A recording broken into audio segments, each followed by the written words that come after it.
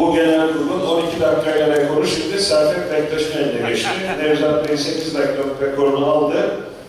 Ama baştan haksızlık yaptı bize. Biz kimsenin sesini kısmıyoruz. Doğru mu? Evet, Sayın İdris Yılmaz. Başkan önceden ilan etsin.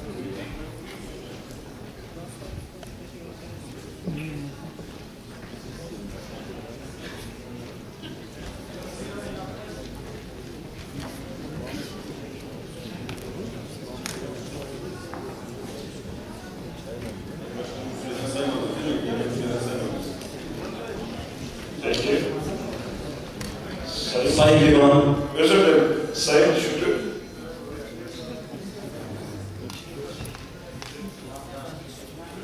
Sayın Divan, değerli meslektaşlarım, ben önceki bir reklamı yapayım. Biraz ironi yapacağım ama sabahtan beri dikkatle gelen bunu dinliyoruz. Çok dikkatli olmamız gereken noktada dönemden geçiyoruz. Yalnız ben genel kurulda gerildi ama gerilmesi de iyi işarettir. Biraz renkli olsun, hareketli olsun. Çok basit bir yanı da istemiyoruz. Şimdi ben bakıyorum. 89'a yasamız çıktı. Tabii bu salonda benim arkadaşlarımın çoğu benim kadar hepsini çok iyi biliyorlardı. Anlatmaya gerek yok. Öyle enteresan işler oldu ki aslında ben konuşmak istemiyorum. Deyim yerindeyse ona benim provoke oldum, provoke. Konuşmaları dinledim, provoke oldum ben. Önce Sayın Başkan konuşuyor. Güzel bir konuşma yapıyor.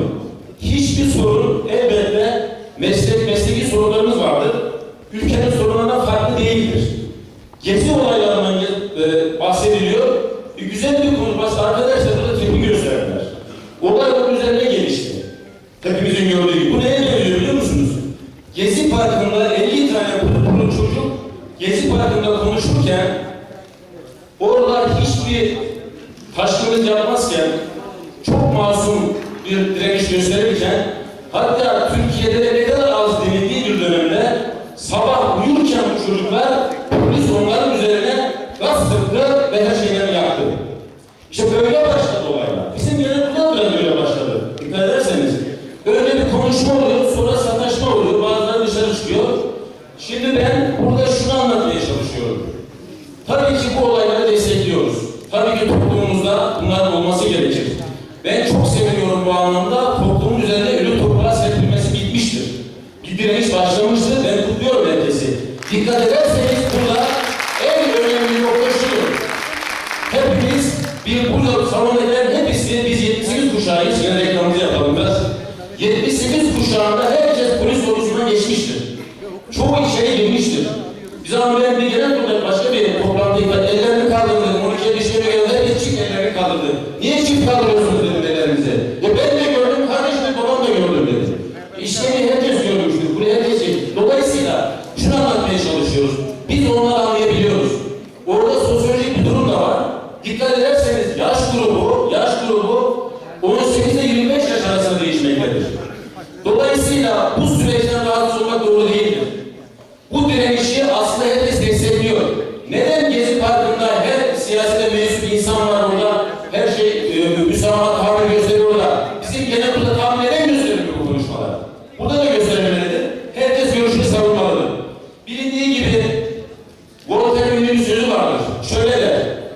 Seninle aynı fikirde değilim. Kesinlikle senin fikirlerini paylaşmıyorum. Ancak senin fikirlerini söylemen için canımı bile veririm der.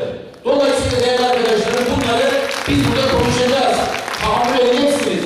Tahammül edemeyenlerde demokrasi eksikliği var demektir. Tabii ki hepsini diyeceksiniz. Burada problem yaşamamalıyız.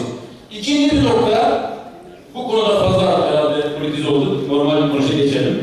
Biraz daha renklendirmek isteyelim işte bir genel kurulumuzu. Şimdi şöyle bir durum yaşanıyor. Herkesin tabii bildikleri bilmedikleri var. Bizim mesleğimizde nispi temsil sistemi gelir biz biliyoruz. Neden yapacak bu nispi temsil sistemi? Şudur. Herkesin görüşü herhalde benim görüşümde paralellik kazanıyordur. Şudur. Efendim bugüne kadar yapılan tüm genel kurullarda, meslek örgütlenmelerinde bilindiği gibi belli grup yönetimlere girememiştir. Ve burada düzenleme yapılmıştır. Ve gördüğünüz gibi nispi temsil sistemi yenmiştir. Garip yapılanmalar olmuştur.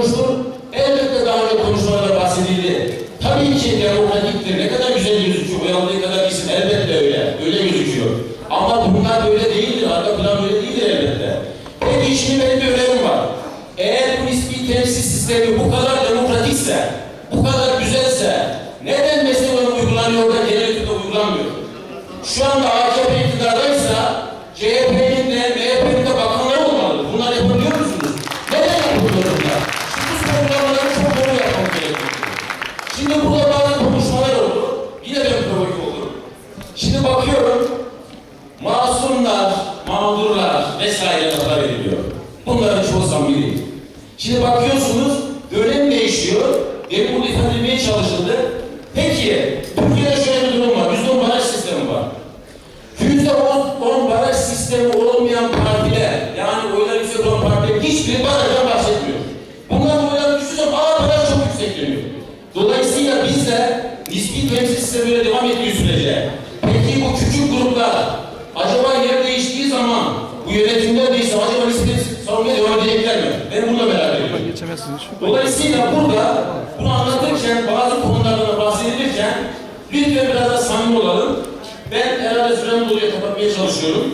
Dikkat ediyorum. Dekoru kırayım ya da ben de. 9'lar 10'lar falan çıkmayın değil mi? Tamam. Kapatıyorum. Şimdi şöyle bir durum var.